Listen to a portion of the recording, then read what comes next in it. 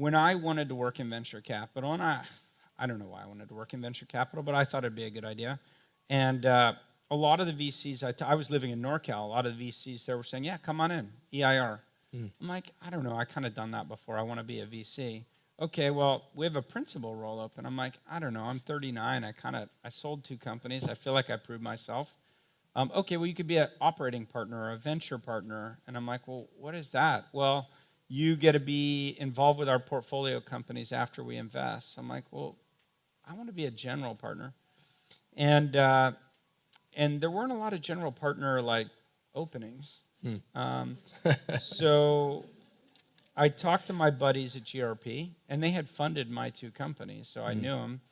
And they said, what are you going to do next? I said, probably another startup. And they said, have you ever thought about being a venture capitalist? I said, yeah, I've thought a lot about it. I don't know if I'd be good at it. And they said, well, come on down. So I came down and I interviewed, and they're based in LA. We're based in LA. And they sort of liked me, and the interviews went well. And they said, we're going to go raise another fund. And when we raise the next fund, then we'd like to bring you on as a partner. I'm like, no fucking way. Like, either it's now or it's never. Like, I'm not going to wait until you raise another fund. And my mentality was, once you raise a fund, then you've got all this money, and now you're like, well, let's do a recruiting process, right? Yeah. I knew it had to be now. And frankly, I had kids by then, and I'm like, I want my kids there for the school year. And they said, well, we can't do it. I said, why?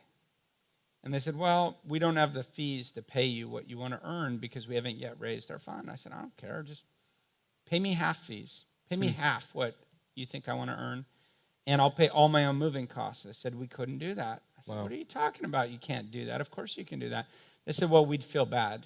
I said, let's look at my options.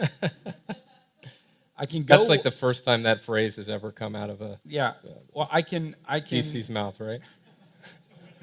What? I can't do that. I just feel bad about it. Maybe, right? That's probably Maybe. fair. But they were asking me to be an employee, not a company that they funded and didn't want me to pay salary. And I said, here's my options. My options are I can either pay myself 0 or I can pay myself half of what I ultimately want to earn. Yeah. It's a no-brainer. And they're like, well, when you put it that way, I'm like, right? And so I said, okay, fine, come join. And they offered me a certain amount of carry. And I talked about it in the post that I wrote this morning.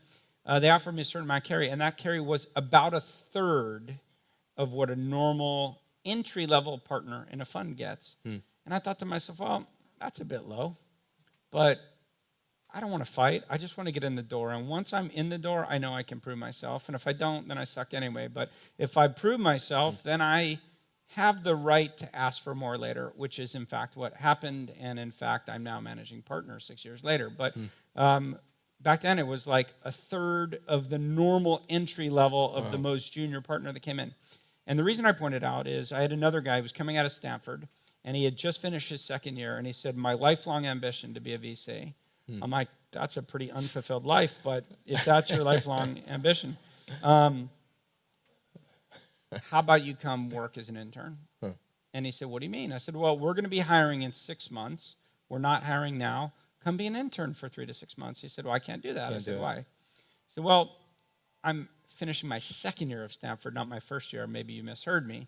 And I said, no, come. And he said, okay. Graduate and then come. Yeah, and by the way, this was 2009. So like you're not getting a job anyway. You remember what 2009 was like, that's right? when I quit my job. And so he said, I can't do it. And I said, why? And he says, well, okay, I'll make you a deal. This is him talking. He says, if I do a good job, I want you to promise me you're not going to recruit. I said, I'm not going to promise you that at all. He said, but if I do a good job, I said, no promise. You come in.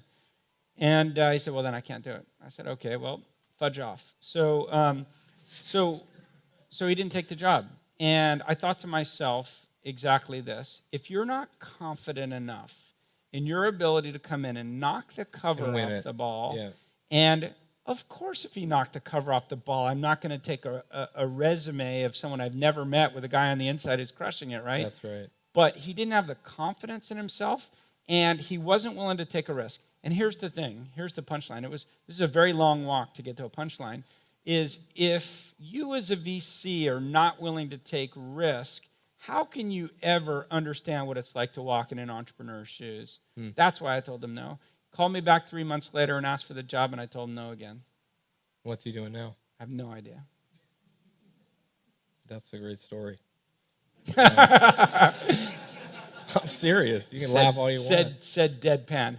Look, to be an entrepreneur is about willingness to accept risk. Yeah. Too many people are, well, I want to quit my job at Microsoft, but it pays me $180,000 a year, and I'll quit if you'll fund me. Yeah.